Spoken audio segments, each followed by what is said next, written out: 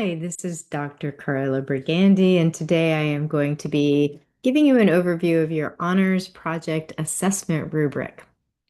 And so I really love this rubric because what it allows me to do is it allows me to use one rubric to grade all of your projects. So regardless as to whether you've chosen to give a presentation or write a song or a poem or create lesson plans, I can use the same rubric to assess all of your products and projects. The other thing I really love about it, and as a future educator, you might like this too, is that it allows me to grade your process in addition to the quality of your final product. So this ensures that you're following the steps that are needed to create a good project, right? That you've done the research, that you've thought about what you're going to do, that you've interviewed people, that you've visited places. You can see on the front page of the student product assessment form that all of the categories are listed. So what I'm going to do in this video is go through each of the categories to let you know what I'll be looking for so that you can make sure that your assessment turns out the way that you want it to.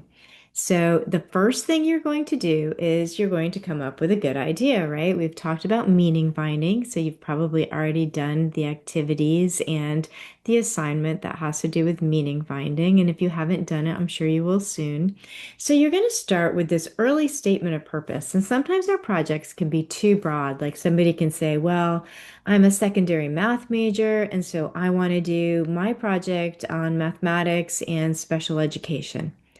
That's really broad. So we're going to need to narrow that down if you want that to be something that is doable in the time that you have and that you can assess all of the information. You can't assess all of special education within mathematics in one semester.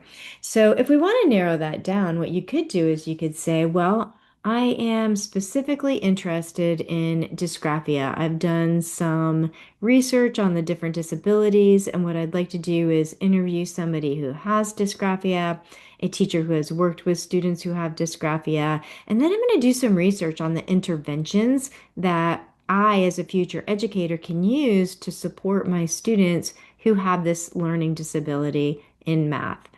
And then you come up with a statement of purpose. So once you've gone from this early statement of purpose, which might be broad and general, and you've narrowed it down so that you have a specific focus, then you can write a statement of purpose. And there is a template for writing the statement of purpose. That template is included in eCampus. You'll need to complete one when you do your honors project plan.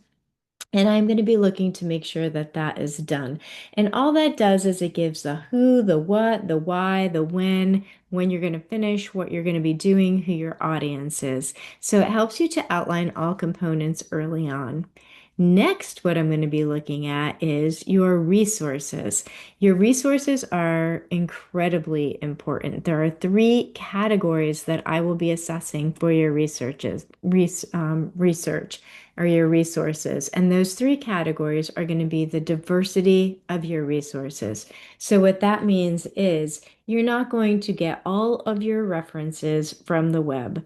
You're going to talk to people. You're going to visit places. You can volunteer. You can observe.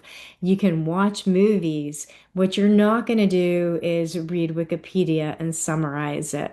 So go for this diversity of resources. I'm also going to be grading you on your appropriateness of resources. So if you're interviewing someone, the person you're interviewing needs to have expertise in the field that you're studying. If you're observing someone, there has to be a reason for observing that person. The third category is your level of resources.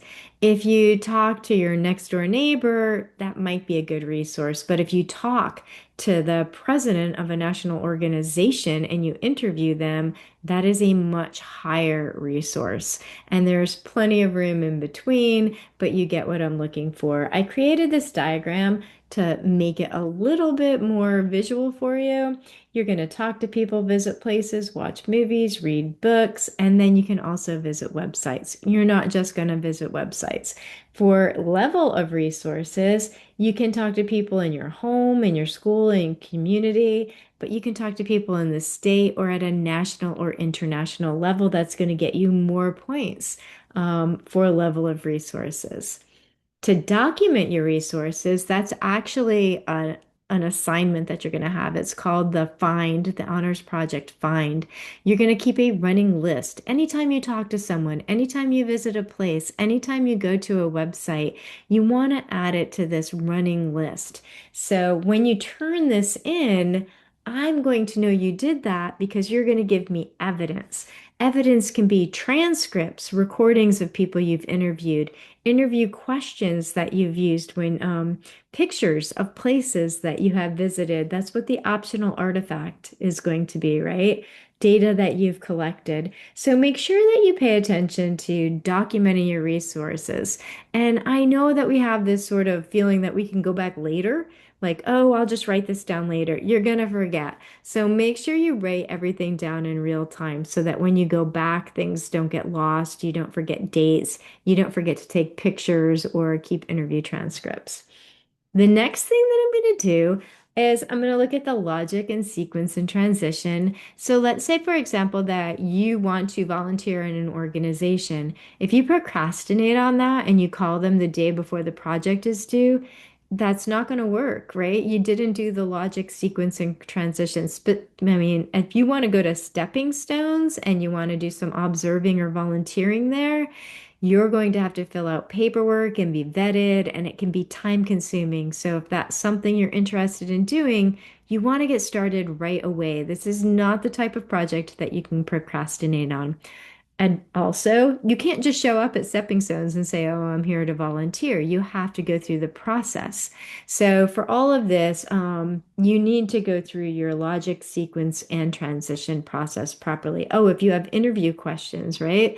I need to vet your interview questions before you go and you interview for somebody, and you need to get approval from me. So, make sure you do this in the right order, or you're going to lose some points there. Action orientation. Are you actually doing something? Did you interact with people? Did you do something beyond sitting at your desk and working on something? Did you get out? Did you make something happen? And do you have an authentic audience? Oh, this can be tough given our time frame, but I am not your audience. You are not trying to impress me.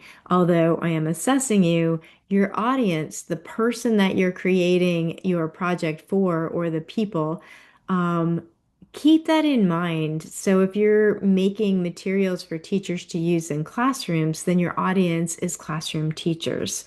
If you're trying to help parents navigate the special education system and get services for their children, then parents with students who have special needs is your audience. So make sure you keep your audience in mind. This is where I actually grade whether your project comes out. Notice that all of the categories that I have talked about so far, none of them have anything to do with the quality of your final product. They all have to do with the process that you went through of making the project happen. And then here at the end, did you have a good idea? Did you accomplish what you wanted to? Was it good work or was it kind of average work that you did? Is it beyond? I mean, this is an honors project, so this is a gifted program. So the expectation is that you're going to do good work, right? Is it beyond what I would normally expect? Did you show attention to detail and care? Did you commit time? And I'm going to know if you committed time because you're going to have those artifacts that you show me and you're going to tell me in your reflection. So this is where I grade your final product. So again, this is the student product assessment form. It is in eCampus. I hope that you would familiarize yourself with it as you go through your project. You actually might want to look it over several times, like throughout the semester. So if you're sort of getting lost in the process, it will anchor you and you can find your way back to what you're supposed to be doing. If you have any questions, I am always available. You can reach out to me if you want to talk about ways that we can go over the rubric with you in more detail, or if you get confused, just shoot me an email. Again, I really look forward to seeing what you create this semester.